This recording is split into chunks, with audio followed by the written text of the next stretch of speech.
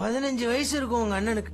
என்கிட்ட வேலைக்கு வரும்போது காலையில இருந்து கிளாஸ கழுவிட்டே இருப்பான். மத்தியான நேரத்துல சாப்பிட வாடான்ட்டு சோத்து பட்டலத்தை கொடுப்பேன். அத மார்ல அணைச்சுக்கிட்டு பின்னங்கால் பெடலில பட ஓடுவான்.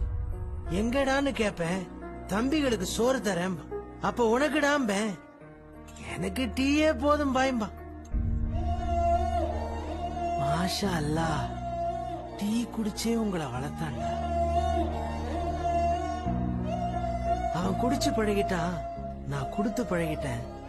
உங்களால என்ன செய்ய முடியுமோ செய்யுங்கடா.